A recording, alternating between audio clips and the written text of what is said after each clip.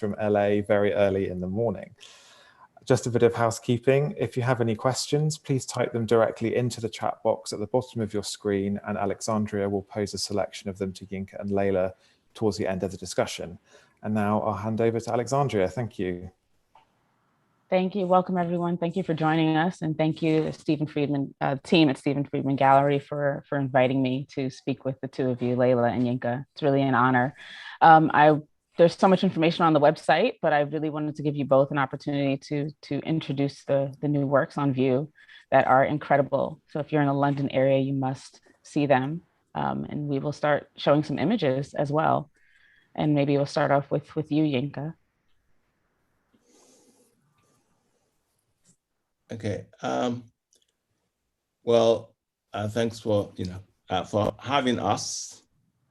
And so I saw Leilah. I saw your exhibition, and I was blown away by it. I thought it was amazing.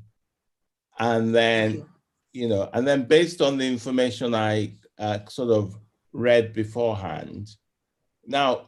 Your story, because obviously your story does inform your work.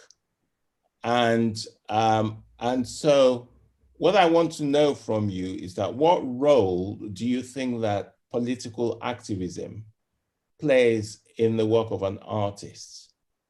Do you think an artist should be politically conscious, or do you think it doesn't matter? Do you think they're separate things from art? From your point of view as an artist, have you found your art to be a vehicle for your expressions? Because I can say, I want to hear from you first, and then I can say something about my approach to this question as well. Thank you very much, the team, the panel, and thank you very much, Alexandra, Stephen Friedman, and Gordon Robershoe here in New York. Thank you very much. It's a very interesting question, Yinka, and a very important question, because art and politics, there's no way we can run away from politics. They go hand in hand. Even besides art, right now I'm so much involved with politics back home, because even when you look at me as an artist, I create art. I create art on a LGBTI concept where I feel like we need this as LGBTI community, but we cannot run away from politics of other things in any way. As an artist, it is a yes. Okay. It is a big yes. Okay, so in terms of your own personal story and how obviously you live in New York now, and you're from Uganda, and the politics of Uganda, one I've followed since the 70s, and I know that there is kind of political, there are kind of political issues going on in the background, and you're living in Uganda. Can you tell us how you started your work in Uganda and what the impact of the politics around you had to your work, and also not just public politics, but personal politics as well? Thank you, Yinka, for breaking it down to personal politics. The term politics is a big term. Like we had a discussion about politics. Me and you, we love politics. We will talk forever about politics. But when you break it down to my personal politics, do you really mean the LGBTI politics? Because that is the core of my work. Yes. That is the start of my work. Yes, but you see, I mean that, but I also mean that in the context of Africa, and the history of that in Africa.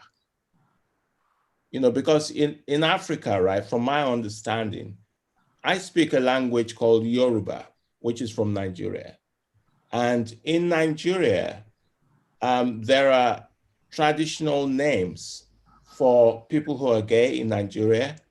And, but when the colonial, when the British came to Nigeria, the whole idea of homophobia kind of started. but actually, you know, it was very much an integral part of the community. People didn't actually separate or discriminate against people. And, you know, I find that within Africa now, because of the introduction of Christianity and the Christian religion, you know, there's a lot of homophobia. But that it's, you know, the homophobia historically was never part of those cultures. And I also know that there was an openly gay king of Uganda, right? And he was openly gay. And, you know, several years ago, it was not a problem before the colonial period. So, and I think that somehow, because of colonialism, we've absorbed some of the Western ideas and of sexuality. And I think that, you know, and of course, in Uganda, you encountered some of these prejudices. And so that's what, you know, I'd like you to, if you don't mind, talk a bit more about that. Thank you, Yinka. Like I said earlier, when we're kind of having a conversation, it feels like me and you have met forever, somewhere, maybe in the past life, I don't know. Because the way I've been talking about my art and how I come up with the research is after the constant homophobia of things that the LGBTI community has been going through. And this comes to my reality. Well, around 17 years old, I'm at school and being spanked because I was in love with a girl and being expelled from school. And I thought that was not okay. And I thought I was wrong. Yes, I was wrong by then. But as growing up, in church, they call it a demon. This is the Christianity you're talking about. And I thought I'm not sick, then I'm possessed. And when I grew up, I starting to deep who I am. Maybe I'm sick. And finally, I ran into a community at university that, oh yes, we have a community. And that is how I got involved in our community, the LGBT community. And it gave me a very clear idea that I wasn't alone. And when I got to the community, there's the activists, when you look at Nabagese Rakasha, when you look at Victor Mukasa, when you look at Mawanda Nicholas, these are like big activists by then. They're accountants, but they're fighting for the LGBT community. But it's verbal. They're speaking about it. As an artist by then who was at school, I think which is college here, I decided to come up and say, why don't I think, how can we speak with art on this issue that is going on? This is how I started my journey at university and want to talk about the LGBTI community by then through my art. And this is the time when the anti-homosexuality bill was passed. And as an artist and a person who had just found my community, found people who look like me, I typically became so involved. And this is where my art and activism began. So I started creating art. And I remember the first works that I created were masks. I used to create masks. And in a certain way, I have a professor, a good lecturer of mine, Margaret Nagawa, she comes in and we start discussing about masks. Of course, where I come from, we don't have any masks. All we have is ceramics, spears, traditional art, but we don't have any masks on us in our history. And she wanted me to argue out, why am I working with masks? And I was telling her because this is the time we're all in the closet, most of my friends, having covered themselves with masks. And how can I portray that we're still covering ourselves with masks? So I decided to create our own masks. And this is how I start with activism and now publicly coming out to talk about it. And I remember that is the time I literally started working so hard on the LGBTI issues in my work, and creating a few works for the community itself, just to, make some fundraising in our community, which is underground. And then after that, I come back from a master's, which now the big core of Babirye Leilah is. I say I want to look up at LGBTI issues in my thesis. My lecturers were okay, my professors were okay.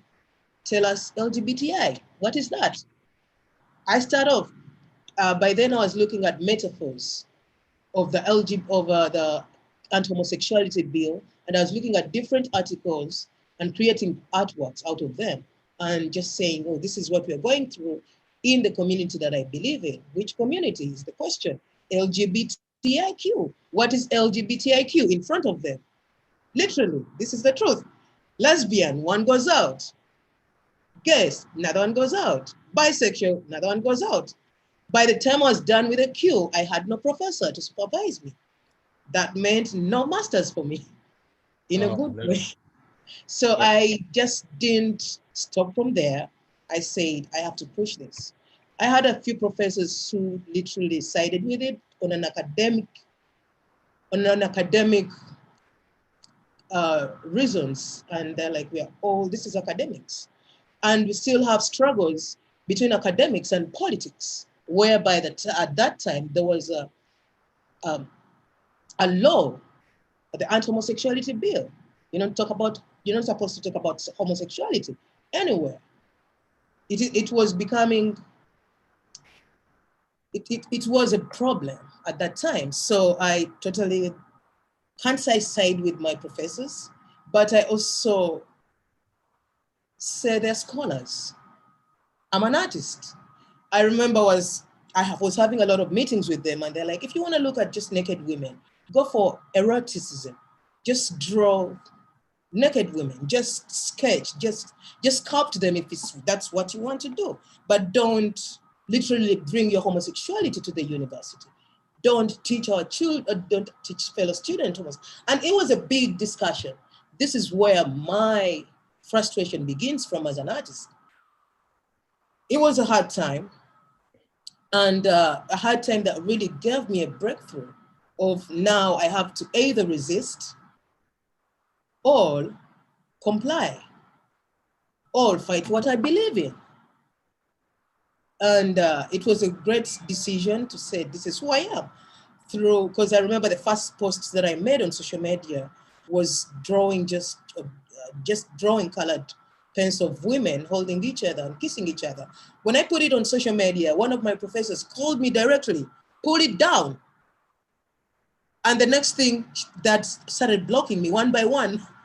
And I said, okay, I call one of the activists. I tell her, this is what is going on. She's like, what do you want?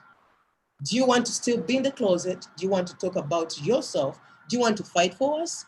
Think about it. I thought about it. 2 days, I put back the post. And that is how I started becoming very rebellious. And which is okay, I lost a lot of friends, but I've also made a lot of friends. So how did you end up leaving Uganda? What happened then? Thank you very much. Then 2013, the anti-homosexuality bill became a big deal. And I remember this is the time whereby it always comes in when politicians, it gets back to politics, like we said. It always comes back when politicians want something from the people. And it's a tool that is being used to manipulate them. They'll be like, we're bringing in the kill the gay bill. They're teaching our children this. So then they want sympathy. So this is the time the bill was brought back and tabled back, and now they want it in action. And the only way to kind of get sympathy from the people, they started creating a lot of tabloids. I remember my name, photos of our friends being put in tabloids. But what makes it very worse is me now coming out to protest for our rights, LGBTI rights on TV. And that killed up a relationship that I had with my father. So I had nowhere to go. I had nothing to do now. Now I can't go back to family that was believing in me as a person. Now what do? I still insist, okay, then this is what I'm left with. I'm left with my community. When I was calling them, they were helping me. And this is the time when I just decided to start looking for art residences. And thank God Fire Island comes in. When it came in, I said, boom, let's do this. When I came here, I came to Fire Island, and it's, I would call it a guest city, whereby everybody walks naked, people are having sex. No, I don't want to say this in, but you know, it's life up there. And I thought this is the US. It was new to me. Everything was new to me. I'd never seen such things. And it was a huge community of loving people. It is actually, because it's still there. I'll be there this summer. And this is how, when I started thinking, when I was in this residence, I had a lot of thoughts. Should I go back home? Should I stay? But I made a decision when I called a friend of mine, because most of them had started leaving. Most of the activists are all over the world, and the psycho-asylum. And a few are back home who are really like highly protected because they're situated, they're not Ugandan citizens, those that are at home, most of them. They're either half Swedish, half Ugandan, so they have a protection. If I go back home and I had a protection of American, half Ugandan, I would be safe, half safe, because I would be protected. Okay. On the point of family, yeah, and on the point of the logical family, as opposed to the family that's your own blood family, because you're forced to make your own family because of the situation you're in. And also, there is the clan system within your culture. And I know that your works are based on the clan system, that you're creating a new clan. Can you tell us something about this in relation to your works? Thank you very much. Just like you said earlier about the history of homophobia, it's been taking me doing research of who I am, where do we come from as LGBT people? Are we possessed in a way? Are we sick? Do we need medical attention? This has pulled me to really to dig into our history. And when you look at our history, just like you've said, we have names attached to homosexuality. That's in our history. So as an artist, it has been helping me. The only advantage as an artist and a person doing research, I can now visualize it. How can I visualize it and tell people that are in the same situation that I'm in, or people are in our community but also have the same questions? This is all over the continent. This is in Nigeria, this is in Ghana, this is in Senegal, West Africa, this is in Central Africa, this is in North Africa. We have the same problem. We have the same history. I've been looking at history in Nigeria, mostly because I have Nigerian friends from West Africa. And this is where I come from, and start looking at our history. I realized we had a homosexual king, and actually I won't call him, we had a bisexual king.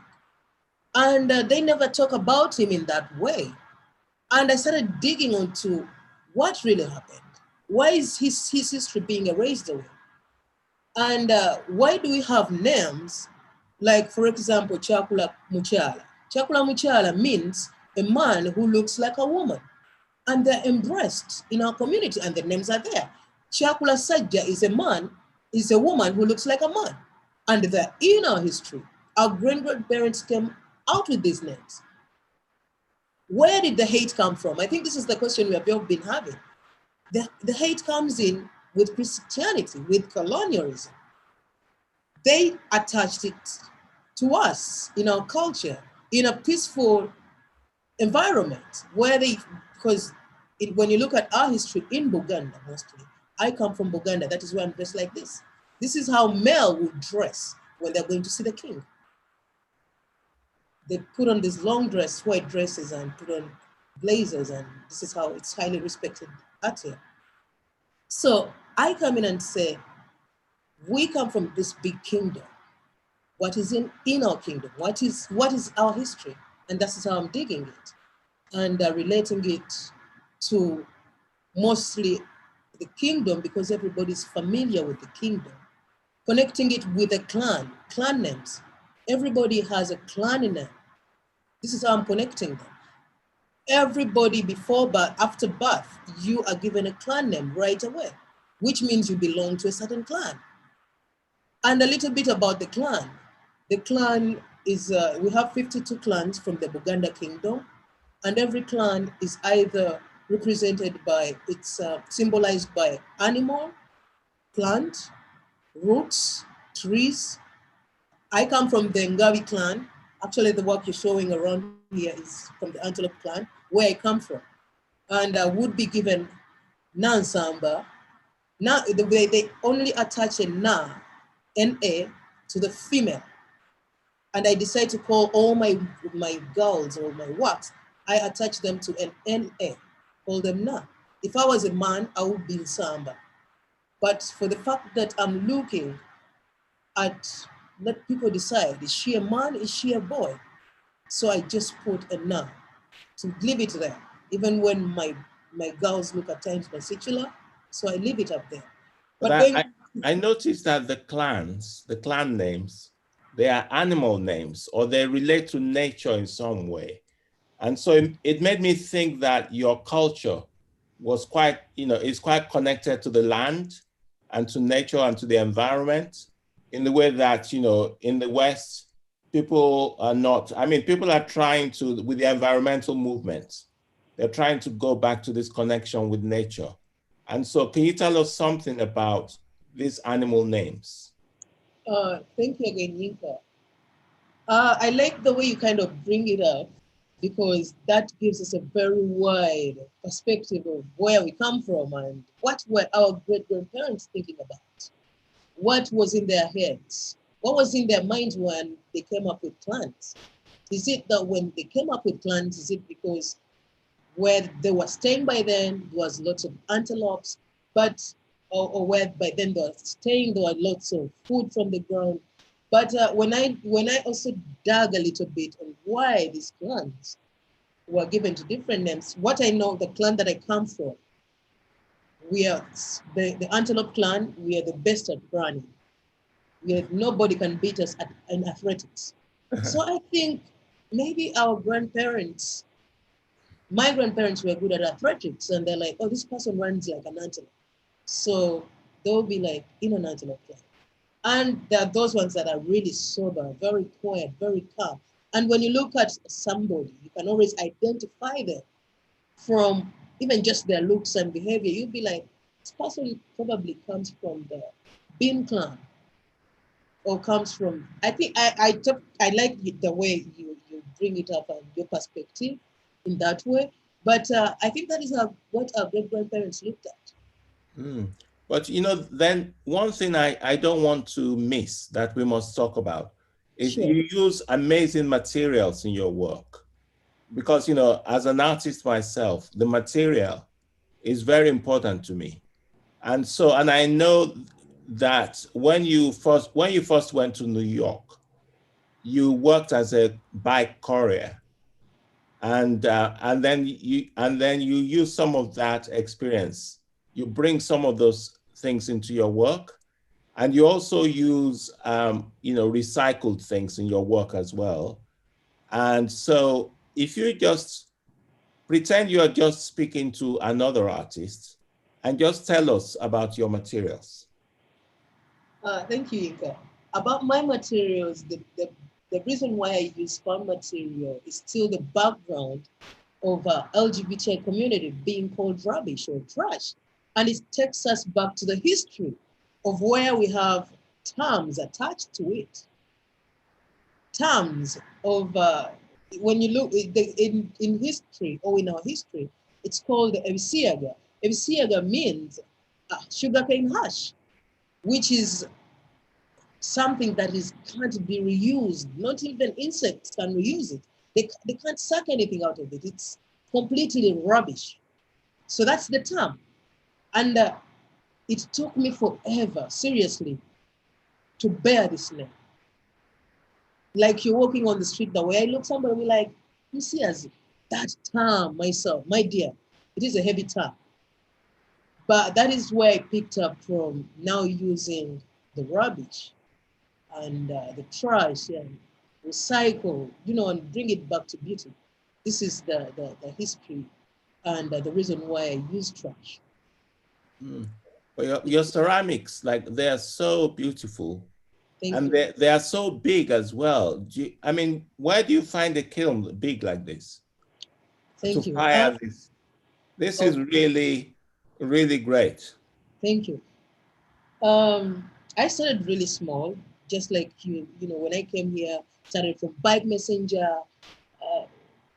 taking care of kids. It's a long journey. That would talk for like another 2-5 hours about that whole journey. But breaking it short, I started really small in a Greenwich house, poetry, very small. They had very small kilns, but I always wanted to, blow myself up because I've got an opportunity. Like when I came here, these things I wouldn't create back home. We don't have this glaze. The reason even why I glaze like this is because I'm excited. I can't control it. I don't even want any rules about it. I don't want to hear anything. Or when you add this glaze, it won't catch up with this. I don't, because I'm so excited. I want to see what is coming out next. That is why you see some of them are like bubbling up. It's like, it's so right now I'm working with Sculpture Space. They have big kilns now that I'm looking at them big, but I feel like now that my works are getting smaller for them because I feel like I want to blow it. Yinka, I've seen your works. I've seen the wind sculptures. I've seen the Nelson ship, I'm like, my question, how do you do this? And I want to get there. I feel like now they're small, however much you're saying they're big, I feel like they're becoming small babies to me now.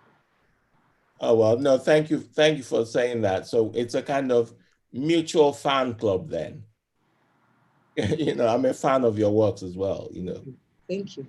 And, and I wonder if, Alexandra, do you have anything you want to ask us?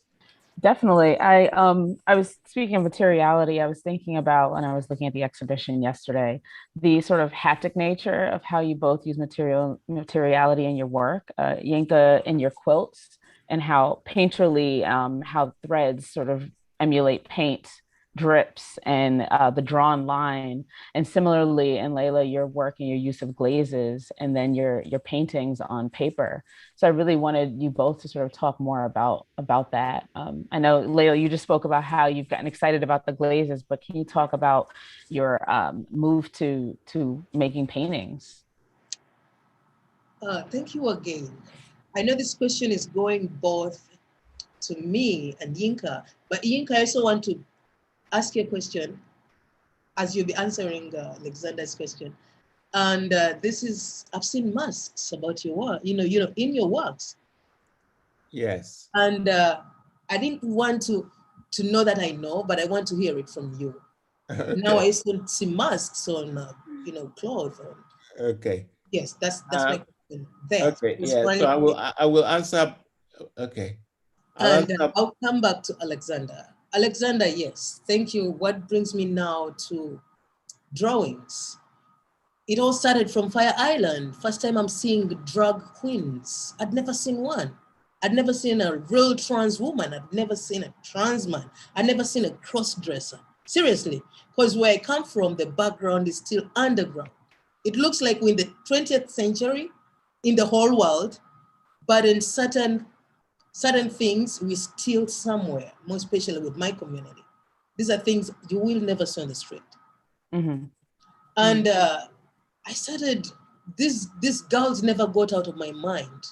Every single day on Ice Palace, Fire Island, on Cherry Grove, I wouldn't take them out of my head.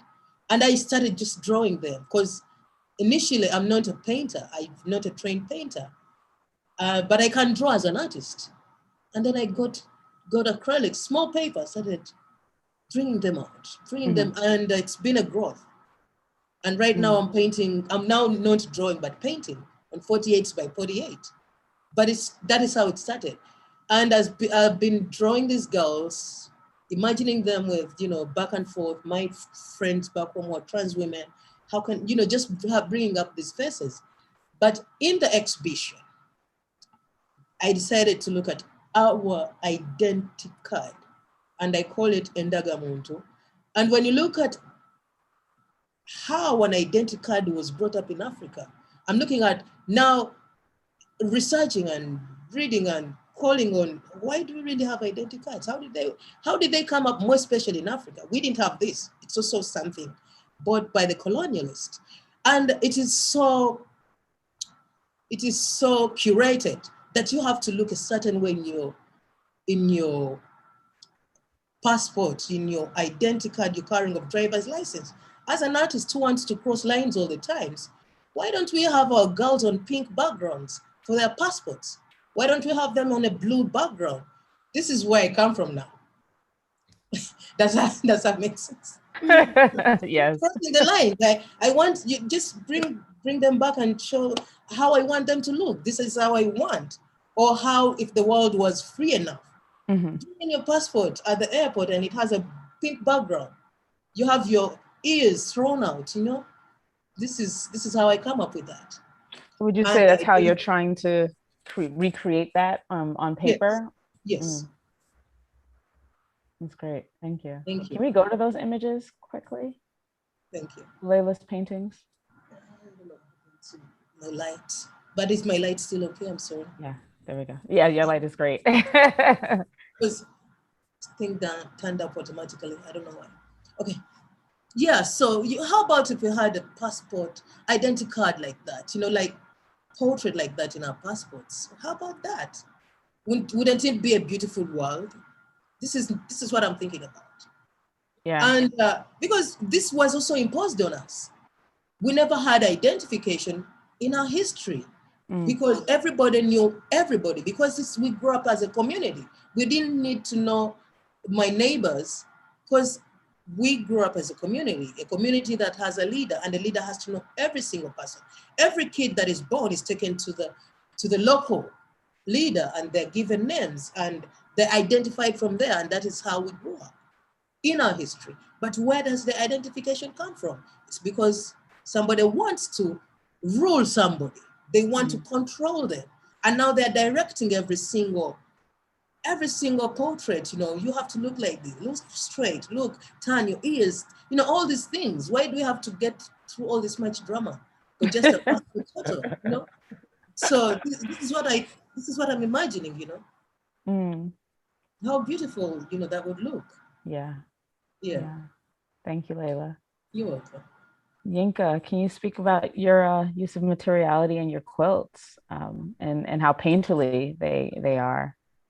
Yeah, so if we go to, I think I will start with there's a mask, the installation, with the masks, with a lot of masks. Yeah, do we have one with a view, that shows the whole room or no?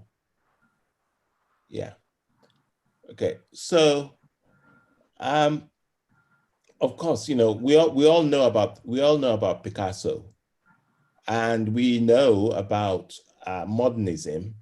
And we also know that many modernist artists, from Brancusi to Picasso to Matisse, many of them were inspired by African art. And we know that a multi-million-dollar industry has been actually created on the backs of the works of those artists. And we also know that probably the art market, probably less than 2%, is actually works of people of African origin. And so I wanted to actually go back to Picasso. And then when I was doing my research, I realized that, well, Picasso first saw African art because Matisse showed him an African mask. And so that's how Picasso first encountered African art. And then I also discovered that Picasso had up to 100 African art artifacts. in his collection. And so I decided then that I wanted to, in a way, to honor my own ancestors, to recognize their work, to go into that collection and to, to put my presence on those masks, the patterns that I'm known for using.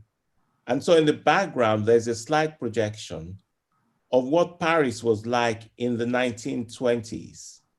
And, in Paris at that time, there was an obsession with African art. And there were people like Josephine Baker, James Baldwin, they were all in Paris. And so 1920s and now 2021, we know that the works of a lot of Black artists, those works have become very trendy in the market, in the galleries, everywhere. After the Depression era in the United States, most of the Harlem Renaissance artists were ignored or forgotten. And, so that's one of the reasons for making this show, because I'm also asking a question about our time. And, the fashion for artists of African origin. Are we going to really value those works long-term, like we did in the past? Or is this going to be some quick fashion or a quick way to get money? And then we forget about the artists. And so that's kind of what this show is about, generally. And makes me think a lot about the question I have around legacy, right? Leilah, Fire Island residency had a huge impact on your career and trajectory. And Yinka, you have both 2 residency projects or project spaces, both here in London and in Lagos. And so I wonder, is that your way of trying to ensure that there is a longstanding legacy for Black artists, for artists of color?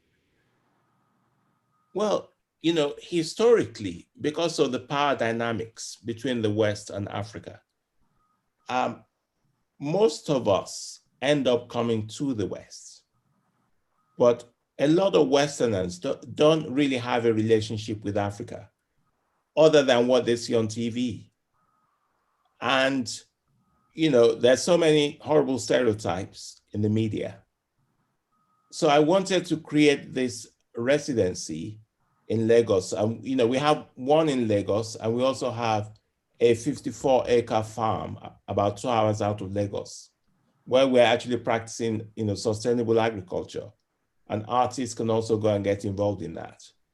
And so I created this residency to give artists the opportunity to actually meet with Africans and exchange ideas, respect each other.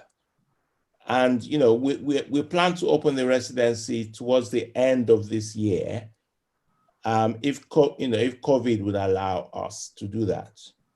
But that's the point of creating the residency.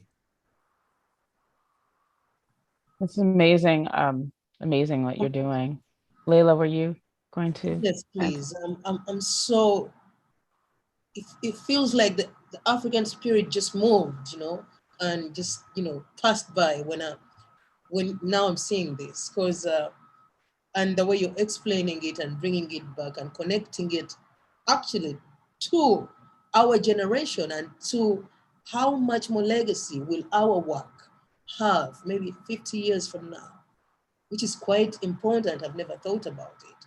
And who is taking our works, and how much love are they going to have for it, for them, for all that long. Like when you go to the museum, we see all these works that were collected from all over the world, and most especially from Africa, or from wherever they were created or collected from and brought back, and they're highly respected. And I remember we've been having a discussion about how the money factor, which is a very important thing, and thank God you're doing what you're doing back in Lagos, of creating an art space for artists. And I think this is going to be a space, or what I believe it's going to be a space of bringing our artists and telling them this is what art is about. It's not about money. Money is important, but when you put it in that fact, when you add the money to the art and to the creating of art, then it becomes a business and it's not creation. This is what is going, it's a big wave going on in Africa right now, whereby our generation mostly is about money. And this is an impact from the West right now, whereby they have to collect everything. They have to buy everything, most especially from the African continent that looks like a certain style that is making money right now. And I think it's affecting the art right now, back home in Africa. Yeah, no, absolutely. I mean, I agree with that. And I think because in the past, like yourself, I've done quite a few residencies myself. I've done residencies in Senegal, in Sweden, so, and I think that, it's good to have this kind of cultural exchanges, because when when artists go to Africa, all different types of artists, the artists who come can be inspired by the local artists, and the local artists can also be inspired by them. So you were talking about creativity. So you expand people's horizon or possibility. When they see the works, they understand actually many things are possible. And it goes both ways. So this is not about the West bringing some ideas over there. This is also about Westerners going to learn something and respecting people where they are. So it's very important. And you never go back home the same person you were before you went. This is extremely important. Exactly. I totally agree with you. I think it also brings back to the material that I use. If I was asked the same question, would I create the same ones? If I went back home, how would they look? And I think you kind of pointed it out earlier, and I didn't, I think I took a lot. So I kind of didn't bring it out. But if I was home, I wouldn't create the work that I'm creating right now. And it's a great opportunity that I'm here and in a place where people take a lot of things for granted. When you look at when my work was put in Africa, in an African space, somebody would think I just buy this metal, the beauty of it and how clean it is. They would think I buy these spoons and plates and just buy everything that I attach into my work. Because the way it's clean, the way it's thrown out because somebody at home will use a plastic bag for 10, for a whole year. They will value it that way. Seriously, they would value paper, wrap stuff every day. They take it back to the market and use it like for 6 months until it tears out. So if somebody saw my work back home, they would think I just buy everything, but I pick everything. I find it from, scrap yards. It's thrown out. It's computers. They're dead computers. They're good computers. People don't like them. They're phones. People don't like them. It's wire. When you look at the plates on my work, everything is picked. There's nobody's going to throw a bike tire. It's until it's really, really worn out. That is how we forget how valuable everything is when we're in these developed countries and how valuable everything is on the continent and how everything is valuable. It's something that I missed. I want to throw out one little question about about your masks, Yinka, because I'm kind of curious. I've never seen them in person, and I know you use batik on some, but some don't look like batik. They don't look like fabric. It feels like it's painted. They're not fabric. No, they're painted. Oh, really? Yeah. I think fabric. You put kinte and. Yeah, they're painted. They're all painted. Sure, my God. Yeah, it's all paint. Yeah. Thank you. Yeah. Thank you. Yeah. It's beautiful.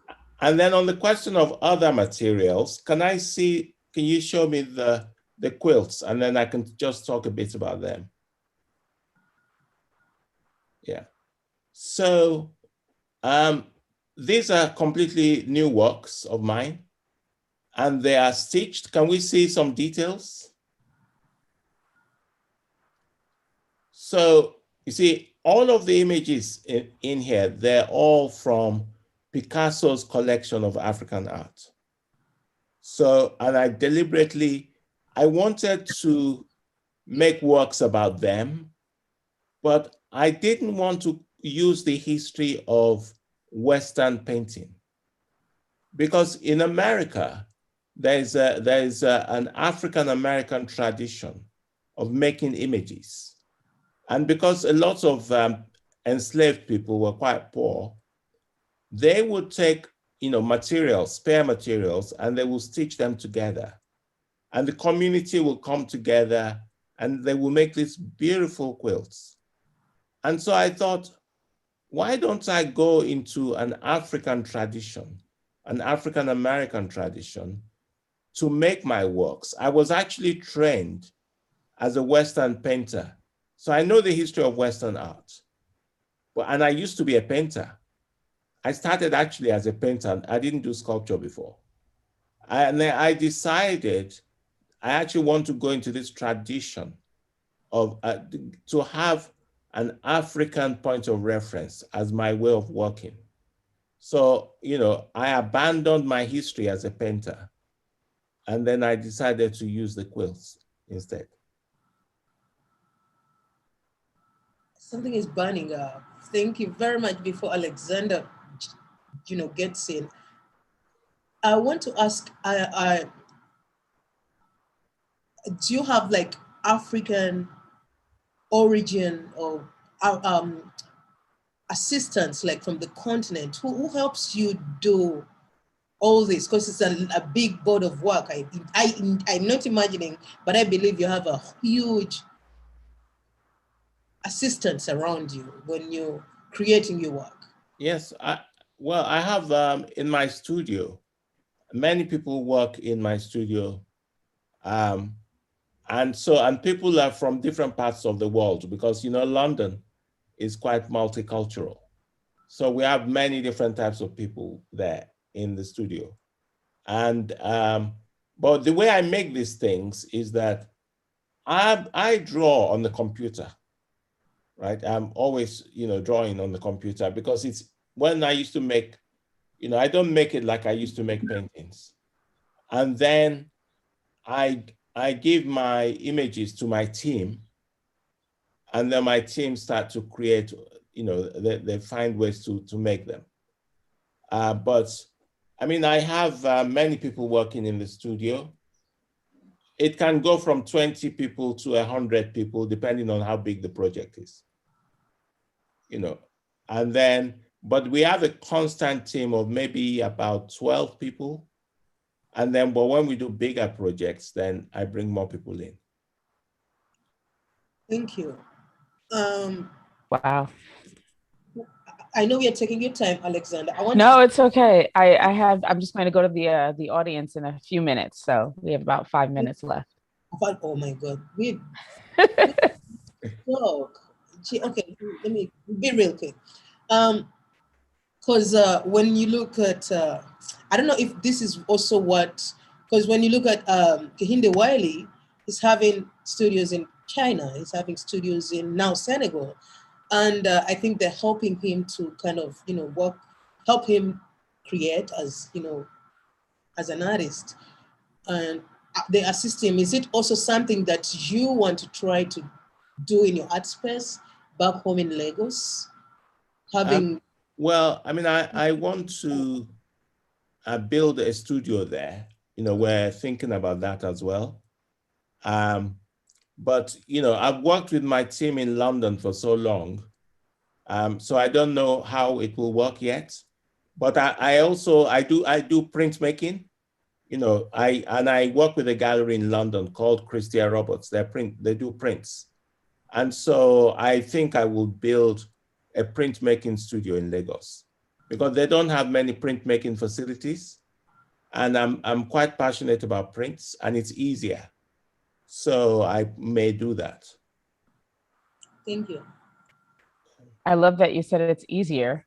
Yes, because, you know, when you have to transport, you know, if I make big things in Lagos, then I have to try to fly it out. Of course. It's not good for the environment. Yeah, definitely. I guess my last question was around care and tenderness, because I do, Leilah, I noticed, and I wonder if care and tenderness is embedded in the process of making your work, because I noticed that you do speak, I think it's in your social media sort of tagline and your email byline. And so I wanted to ask both of you how you sort of embed care or tenderness, or how care functions in your work, especially being that we've been in in an unusual circumstance over the past year where we've all had to sort of look inward and be alone. I guess it's kind of a two-part question. Do you want to take that, Leilah? Okay, thank you. I appreciate it. Let me go first. Thank you again, Alexandria. When I'm creating my work, now I'm going to become a little bit emotional. When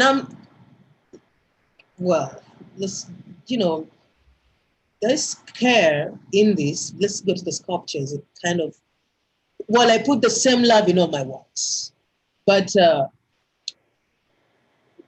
with ceramics, at times I'm limited by the time because I have to it calms me down. I have to relax.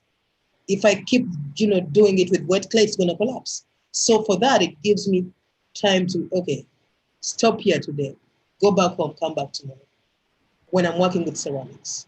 And then the ornaments I put on my works, it's inspired by how, cross-dressers, drag queens, women put all those jewelries on themselves. That is the most critical time now.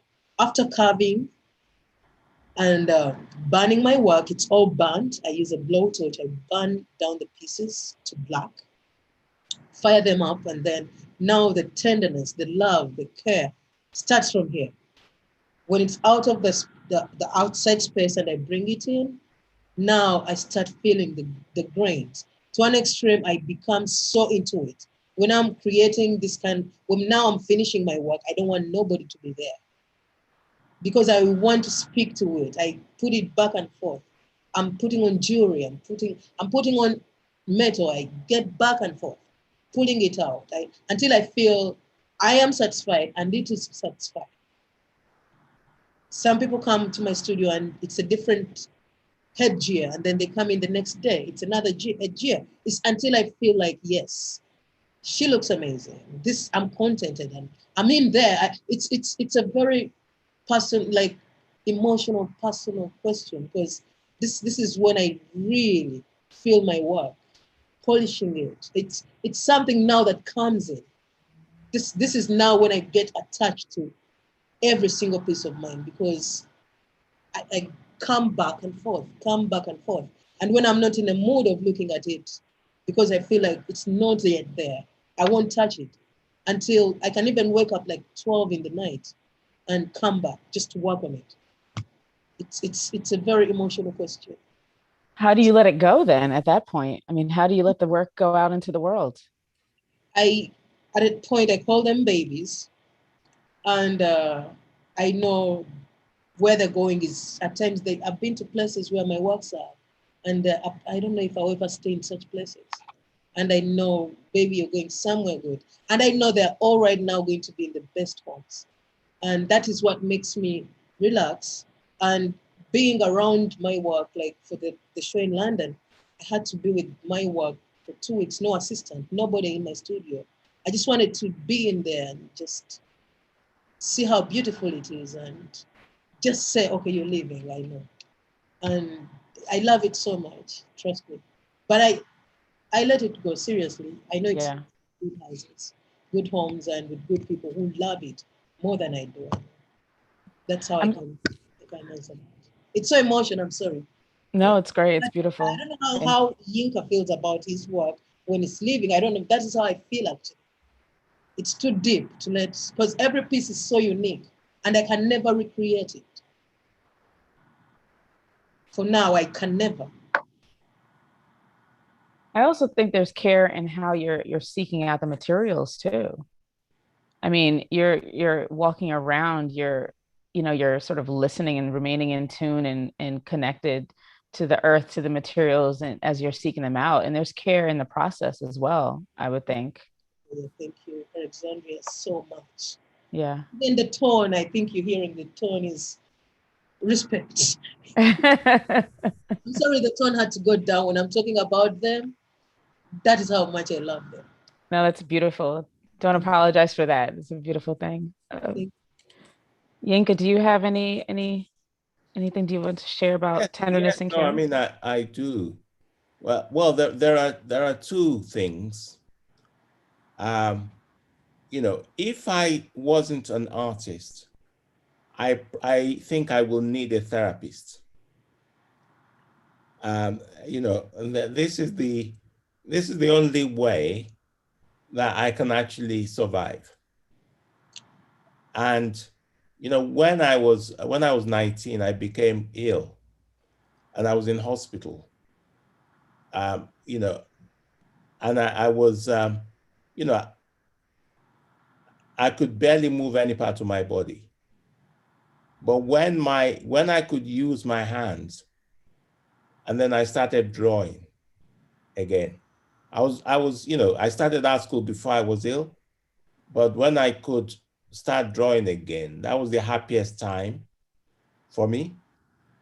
And then I realized I could actually do my art. And I think this actually created stability for me. And I remember when I joined galleries and the first time I sold my work, it was actually quite difficult to sell the work. But then I started thinking, the works are not gone. They are just being looked after by somebody else. And when I told myself that, it became a lot easier. And so I think art is so important. And, because of the pandemic as well, I realized actually the importance of art. Because, it's now over a year that I was locked down. And if I didn't have my art, I don't know what I would have done. So, it's such a liberating, therapeutic thing to have. And, you will find that most artists will make their work anyway. It doesn't really matter whether they can sell or not. Of course, you can, it's important to make a living, and the collectors help us to do that. But they also help us to be alive, to survive. So that's kind of my drug and drink, is my art. 100%. Yes, definitely. 100%. Yeah. I guess on that note, maybe we should go to some questions in the chat, in the Q&A. I think there's one here, a question from the public that was submitted in advance. And the question says, art is a wonderful educator. How can we change the current British school curriculum to include and introduce arts of the African diaspora, Indian subcontinent, and other ex-empire territories? Can I repeat it? Sure. Thank you. How can we change the British school curriculum to include and introduce arts of the African diaspora, Indian subcontinent, and other ex-empire territories? Yinka, do you want to go first? Yeah, I'll take that, yes. Thank you. Well, I think that, first of all, you cannot be what you cannot see. So if you don't teach children about other cultures, then, other children can't aspire to be that. And then you need to expose children to diversity, because the world is diverse. And so if we don't want to bring up narrow-minded children, then they have to learn about all kinds of artists. And so it's an extremely important question. Because when I went to art school, and also when I was in school, I was learning about Cézanne and Van Gogh and Salvador Dali. Okay, it's nice to know those things, but I didn't really know about the work of African artists properly until I left college. So it's very important to do this, and I hope they are making efforts to change the school curriculum and add those artists. I mean, there is a big push to decolonize the curriculum that's happening here Yes. in London. So it's slowly happening. Leilah, do you have any? I know it specifically asks about the British school curriculum, but even any input you have is welcome for sure. Thank you very much. How much can I really add on what Yinka has just said, seriously? Because I think I'm just going to put a compliment to artists like Yinka and artists, African-American artists, African diaspora artists who are trying to go back home and influence and tell our people, tell wherever, not actually, I don't want to narrow it down to Africa, but to wherever, because many scholars come from all over the world, India, Asia, all over the world, and come to learn art. And we have this stark history of Calligram, where we have to learn about Picasso, we have to learn about, which is quite important also at times. Like I grew up in our curriculum, it was about British artists, British sculptors, and I'm so familiar with them. And we would drive our work from, concepts of their works. But I think it's quite important and very important, like Yinka said, to now teach our cultures from wherever we come from, be it Asia, and wherever we come from. It's quite important. I can't add nothing onto that. I don't want to miss that beautiful answer. No, I agree. I also think that maybe a good question to ask as a follow-up while we wait for some of the attendees to ask some more questions is just advice that you all may have. I mean, there's so many students graduating after essentially not really being able to physically go into the universities and colleges to attend classes, and it's been a trying time. So I wonder if you have any advice for younger artists that are coming out of school now.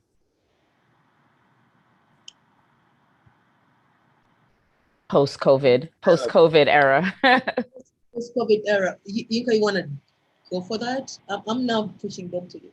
If you want to go, but I want you to go for that also. Well, no, you can go. It's fine. Okay. What would I advise? I'm going to give a little 1 minute advice and you give a 5 minute or 10 minute advice. Is that okay? Okay, that's fine. Yes, because I won't say I'm a young artist now. That's not the term that I would use on myself. I'm an artist now, starting off. And in a right position, I won't say right position, but I think I'm also in a position where I can also advise young artists, more especially that are coming out on the post-COVID era. To me, it would be like Yinka said, you can create art anywhere. I always say, don't stop. Don't stop creating, because when you stop creating, you never know the last time you stopped thinking of creating something. It might be the spark. It might be the best piece that can get you out there. So to me, it's never stop working, never stop thinking, never limit yourself. I've seen artists. I have a good friend of mine who is a lecturer of mine who started off her works in London, like when she was there, and she was doing her work in a kitchen, and she was doing these drawings and she was painting. Margaret Nagawa, she never stopped. It's not about stopping. We don't stop. We are artists. We don't have limits. Where are we working from? What are we doing? We don't have to stop. That is all I can say. Is that 1 minute? No, that's very good advice, actually. I don't think I can add much more to that. I mean, all I can say is That's so that making me blush. it's Is very it good. a good term? I'm blushing. Thank you. Very good advice. Yes, I can't add more to that. Thank you. Thank you both. Those were really, just really profound talk. I think we don't have any, we do have some questions in the chat. There is a question. Okay. So I love the aspect of identity in both of your works. There's a broad sense of identity in both of your practices. Both are very personal and also very global. How important is that sense of identity to you?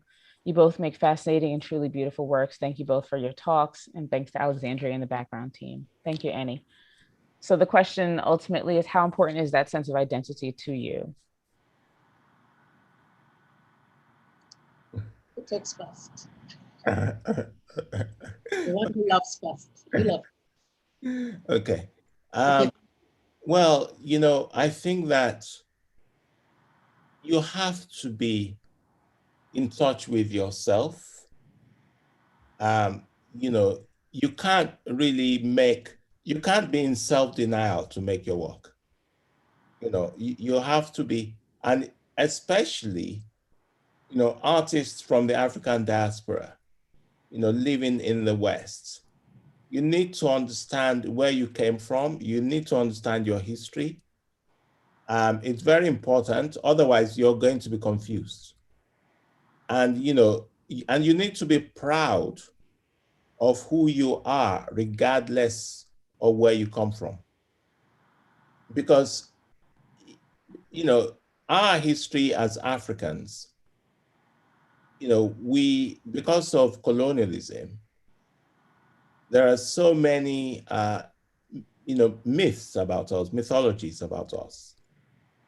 And, there are so many negative things historically and also now. And of course, we are aware of, racial discrimination, what happened to George Floyd, Black Lives Matter. And, so it's not an issue that we can ignore. I remember when I was, when I started as an artist, some other Black artists were saying to me, oh, why do you think this is important? And they were saying to me, they didn't want to make work about being Black. And I said, well, okay, that's fine. If you don't want to make work about being Black, you can make anything you want to make. I mean, I will never say an artist of African origin should only make work about being from Africa. I mean, that would be strange because we're diverse. But also realize that if you don't make work about being Black, you will also be the Black artist who makes work about not being Black. So your presence is always there, whether you like it or not. That's very true. That's very, very true and very important. If you want to make work and it's known about your identity, it starts with you. That is always what I say. The work starts with you.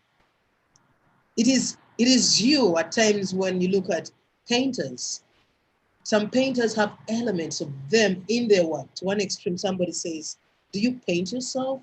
It's because you're attached to it. My work is so masculine. However much I can't call it off to be so tender, to be, it is in a way, it is in there. It starts with you. That is what I can actually add on to the beautiful answer that Yinka just, gave us. I don't want to dilute it with my. Thank you both for your answer. I think that we have to, we do have time for one more question. Could you share more on your thoughts on the future of Black artists who pursue abstraction rather than ride the political case in point, Frank Bowling. What does that mean? Well, no, I think she's talking about, Black artists who don't use representation in their painting. They make abstract works of art. And what's the future for those Black artists? But I think, you know what, it's very simple. Just make good works. It doesn't matter whether it's abstract or figurative or whatever. It doesn't matter. Just make good works. You have a future. If your work is good, you have a future. It just doesn't matter if you're a Black artist who makes abstract work. Just make it good. Oh my God, I'm gonna ask a very stupid question. Don't be offended. Nobody should be offended. Is there bad art? This is now from the artists. I know my work is really good. That is what makes it good, because I love it and I know it's good. Me, and it's like dressing up. To me, it's like dressing up. If you don't feel it when you're coming out of the house. People out there are not gonna feel it. And I always make it on point. If I want to dress up, I have to look good, smell good, and I have to believe in me. That is what makes me feel my art, and my work is good. But Yinka, I'm going to ask you a question: is there bad art? And do these artists know that their work is bad? And what makes it bad? No, I think the question was about Black artists. And then answer Black artists. Yes. So, well, black artists who make abstract art, they don't represent anything in the work. Yeah, I mean, they represent the inner mind. That I just understood, Yinka. But when you're answering it, I'm sorry, I'm interrupting. I'm very sorry. Yeah. When you responded, you came up with the term, they should do good art. Yes. So what I'm saying is there bad art? No. So what I'm saying is, if you're Black and you make abstract art, yeah, so do a good one, right? So what I mean is, don't make the art to a high level, a high standard. It doesn't mean it's good or bad. It just means you make something that you yourself think is good, right? So don't worry about your race. Don't worry whether you're Black or whatever. Don't worry, it doesn't matter. Just make the best work you could make. Yinka, don't be so hard.